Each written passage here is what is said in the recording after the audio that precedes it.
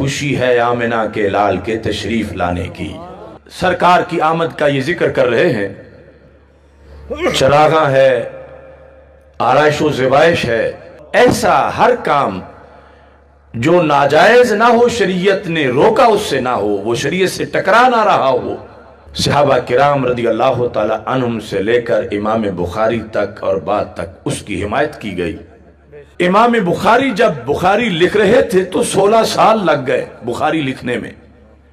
اور یہ ہر فرقہ دیوبند ہوں یا غیر مقلد وہابی ہوں، ختم بخاری کے جلسوں میں یہ بات امام بخاری کی فضیلت میں بیان کرتے ہیں کہ امام بخاری کہتے ہیں میں نے بخاری لکھنے کا طریقہ یہ بنایا تھا، ما ودعت فی کتابی الصحیح حدیثا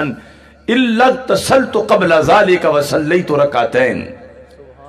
کہ میں نے یہ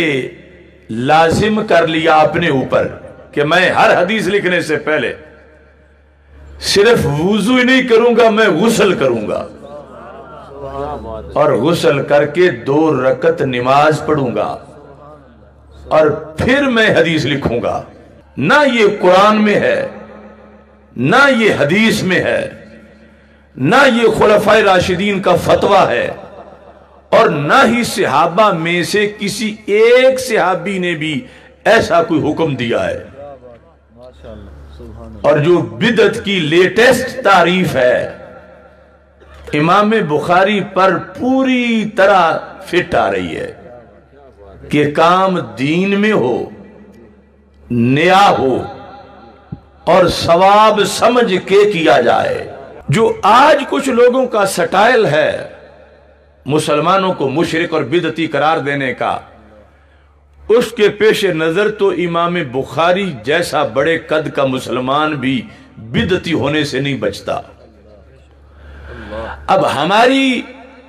آرائش و زبائش، یہ جھنڈیاں، یہ تو معمولی کام ہے۔ ہم نے کوئی نماز تو نہیں نہ گھڑی، نماز میلاد، کہ 2 رکعت نماز محفل میلاد، کوئی ایسا تصور ہے؟ تو امام بخاری تو 2 رکعت نماز کتابت حدیث گھڑ کے پڑھ بھی رہے ہیں،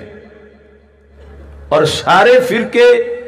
انہیں خراج تحسین پیش کر رہے ہیں۔ کوئی ایسی آیت یا حدیث نہیں کہ اے ایمان والو جب حدیث لکھنے لگو تو غسل کر لو اور 2 رکعت نفل بھی پڑھو، یہ کوئی آیت نہیں، کوئی حدیث نہیں۔ امام بخاری دین میں پوری نماز گھڑ کے اور 16 سال اس پہ عمل کرتے رہے۔ اب 2 ہی صورتیں، یا تو بدعتی ہیں یا بدعتی نہیں ہیں۔ اگر بدعتی ہیں ان کے بقول تو وہ کوئی اپنا اور بخاری ڈھونڈیں، چونکہ بدعتی کی حدیث تو ہر فرقے کے نزدیک، یعنی یہ جن سے ہم کر رہے ہیں بات، بدعتی کی حدیث معتبر نہیں ہوتی۔ اتنا بڑا جرم ہے بدعتی ہونا، تو پھر تو وہ امام بخاری کی ایک حدیث بھی نہیں لے سکتے ان سے، چونکہ ان کے نظریے اور دین کے مطابق امام بخاری نے 16 سال ہر حدیث سے پہلے بڑی 2 بدعتیں کی، اور بھی تھیں لیکن بڑی 2 تھیں، کہ غسل کرنا اور ساتھ ہی 2 رکعت نفل پڑھنا۔ اور اگر بدعتی نہیں، جس طرح کی حقیقت ہے کہ بدعتی نہیں،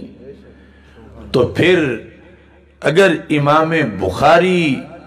کتابت حدیث کی نماز بنا لینے پر اور اس پر عمل کرنا پابندی سے اس سے بھی بدعتی نہیں بنے، تو اسی بیس پر سنی اگر چراغاں کر لیں تو پھر کیسے بدعتی بن جائیں گے؟ کہ جب فلمیں گستاخانہ بن رہی ہوں اور یورپ کے گماشتے اکڑیں کہ یہ فریڈم آف ایکسپریشن اور فریڈم آف سپیچ ہے، ایسے حالات میں سنی سرکار کی آمد پر ان چیزوں سے ترجمانی کے لیے جس وقت یہ عمل کرتا ہے کہ جس سے شریعت میں روکا نہیں گیا، کہ جن کے دین کی تعظیم ہے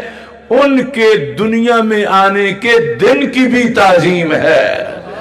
کہ جن پر آیا ہوا قرآن جس رات میں آیا وہ 1000 مہینے سے افضل ہو گئی، تو وہ خود جس رات میں آئے وہ پھر کتنی افضل ہوگی۔ اگرچہ ہر سال نہیں آتے تو قرآن بھی تو ہر لیا نہیں اترتا، وہ ایک بار آنے نے قیامت تک کے لیے اس رات کو 1000 مہینے سے بہتر کر دیا، اور سرکار کی آمد نے قیامت تک کے لیے 12 ربیع الاول شریف کو ہزاروں لیلۃ القدر سے بھی زیادہ مقام و مرتبہ عطا فرما دیا۔ کہ تم جس وقت میلاد مناتے ہو، دوسرا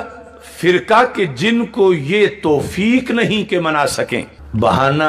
یہ کر رہے ہیں کہ تم کوئی حضرت صدیق اکبر رضی اللہ تعالیٰ عنہ سے بڑے عاشق ہو، انہوں نے کیا اس طرح جھنڈیاں لگائی تھی؟ پھر ان کے عہد خلافت میں اتنی بار میلاد آیا، حضرت عمر رضی اللہ تعالیٰ عنہ کے زمانے میں اتنی بار 12 ربیع الاول شریف آیا، یہ پوچھا جاتا ہے نا تم سے، بے شک۔ تو میں ان کو سمجھانے کے لیے کاش کہ تیرے دل میں اتر جائے میری بات، میں پوچھتا ہوں کیا امام بخاری حضرت صدیق اکبر رضی اللہ تعالیٰ عنہ سے بڑے عاشق ہیں؟ تو ظاہر ہے کہ کروڑوں بخاری بھی حضرت صدیق اکبر کے گردے راہ تک بھی نہیں پہنچ سکتے، تو بڑے تو وہ ہیں۔ تو پھر کیا انہوں نے حدیث لکھنے سے پہلے غسل کر کے 2 رکعت نفل پڑھنے کا طریقہ اپنایا تھا؟ نہیں اپنایا تھا، تو پھر امام بخاری نے کیوں اپنا دیا؟ یعنی جو تم پہ اعتراض کر رہے ہیں وہ اعتراض 15ویں صدی کے سنی پر نہیں، وہ امام بخاری پر ہے۔ تو میں کہتا ہوں خلفائے راشدین نے بھی ہزاروں بار حدیث لکھی، ایک بار ہی دکھا دو کہ حدیث لکھنے کی کوئی نماز انہوں نے بھی پڑھی ہو، کہ بڑے عاشق وہی تھے، مگر یہ جو کچھ کر رہے ہیں بڑائی کی وجہ سے نہیں کر رہے، یہ اپنی محرومی اور کمی کا کچھ بدل پورا کرنا چاہتے ہیں۔ جنہوں نے سرکار دو عالم صلی اللہ علیہ وسلم کا چہرہ دیکھ کے حدیث کانوں سے سنی ہو، ان کو تو اس سے ہی دل میں جو کچھ مل گیا، وہ امام بخاری 16 سال بھی نہیں پا سکے، لیکن انہوں نے کہا جب وہ وقت نہیں ملا کہ سرکار کے سامنے بیٹھ کے سنتے تو کم از کم وقت تو آپ کے تصور میں گزرے، کم از کم اس کے لیے ہم کوئی اہتمام تو کریں۔ تو اس لیے امام بخاری بڑائی کی وجہ سے نہیں کہ پہلے کچھ نہیں کر سکے تو میں بہت کچھ کروں، بڑے عاشق پہلے ہی تھے، لیکن امام بخاری اس بیس پر کہ زمانہ محبوب کا نہیں مل سکا تو ہم ایسے طریقے ساتھ اپناتے ہیں، اگرچہ کام نیا کیا ہے مگر کیا سرکار کی محبت میں ہے، اور ادھر اللہ حکم دے رہا ہے کہ ان کی تعظیم کرو، تو یہ اسی تعظیم کے پیش نظر یہ کام کر رہے ہیں، نہ یہ بڑے ہیں اور نہ یہ ہے کہ پہلوں نے کوئی سستی کی ہے۔ جو ہر وقت محبوب صلی اللہ علیہ وسلم کا دیدار کر رہے ہوں ان کے لیے تو 1 سیکنڈ میں آنکھ کھولتے ہی جو کچھ انہیں مل جاتا تھا، ہم اگر سال بھر میلاد کی محفل سجائیں پھر بھی نہیں ملے گا، چونکہ تصور میں بیٹھیں یاد کریں رحمت کا نزول تو ہوگا، مگر یہ کام کہ سرکار کا دیدار ہو جائے، وہ دیدار جو ظاہری حیات والا تھا تو کیسے ہو سکتا ہے؟